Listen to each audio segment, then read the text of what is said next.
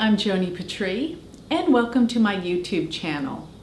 And today I want to talk about some of the things that you have been inquiring about and have been asking me to do a YouTube video on. So when you put your questions out there, I'll listen and I will do my mini classes on any questions that may be important to you. So one of the questions that were asked is, someone said, how can you analyze Rahu or Ketu in the 7th house? Because the 7th house, of course, dealing with relationships, and the 1st house deals with the self. So my answer to that is, Rahu and Ketu are indicative of our destiny and our karma. And so wherever they are in a chart will represent the greatest lessons that you're here to learn. So if you have Rahu on the ascendant, this is monumental, because Rahu on the ascendant is you, it's your life, it's your entrance into the world.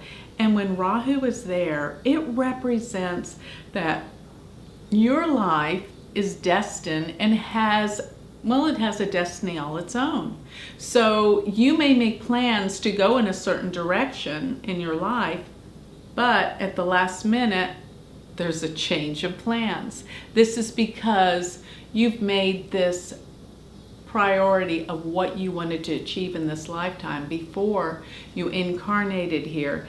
And with Rahu on the ascendant, it's going to happen. So I find that, well, for a good example of this is John Kennedy Jr. has Rahu directly on his ascendant. And look at how faded his life appears. I mean, at 3 years old, his father, President of the United States, was assassinated.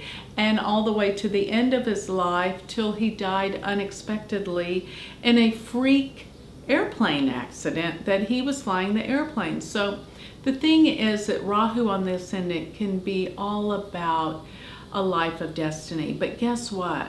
That puts Ketu in the 7th house. What does that mean? Ketu in the 7th house.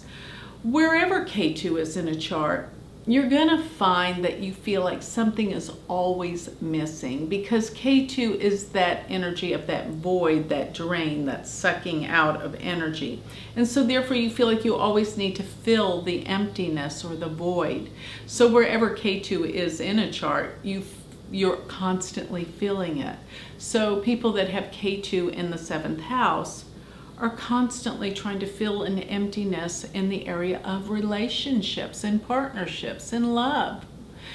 So I find that people that have this, they will have many relationships because they're always trying to fill that. They're trying to feel complete and whole in the area that they feel incomplete and insecure. But at the same time, with Ketu there may be the attraction of a partner that's so needy and needs attention, or probably that needs to be fixed or healed. And so people with Ketu in the 7th house, that's how they feel whole and complete, by feeling like they're fixing or healing someone. Ultimately, when you look at it, their partners can be victims. So it's somebody that feels like they need help, but when you give all the help in the world, you're like, they really didn't want my help. They're not taking it. So there's this issue, and always wanting and needing to fix and heal relationships with Ketu in the 7th house. Now let's talk about Rahu in the 7th house. Rahu is bigger than life. Rahu is exaggerated, and Rahu can sometimes deal with addictions of all sorts. So be aware, when Rahu is in the 7th, it is a partner that is over the top, strong, and extreme, can sometimes even represent fame.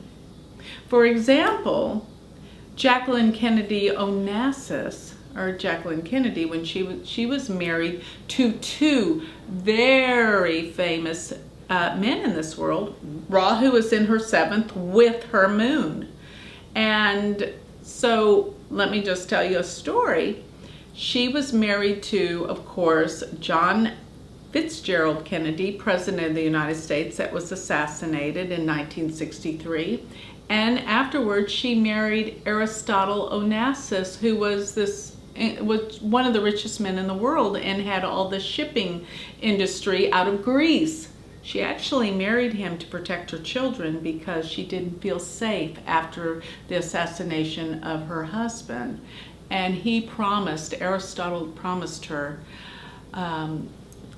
a sacred hiding place on one of his Greek islands, Scorpius. But aside from all that, you can see that she married very wealthy but very famous men in her life. Rahu in the 7th. So Rahu in the 7th will bring a very fated partner, but something that's bigger than life, and can even be someone that has addictions or extremes of some sort. But it's all about healing, and it's certain destiny that you will find that comes together when you're looking at Rahu and Ketu, particularly on the ascendant and the 7th house of partnership. So with that, I'd like to close. And if you have any more questions for me, please put them out there, and I will do a YouTube video to answer any questions that you may be curious to know. And always remember, you can get more information off my website, which is galacticcenter.org. Thank you.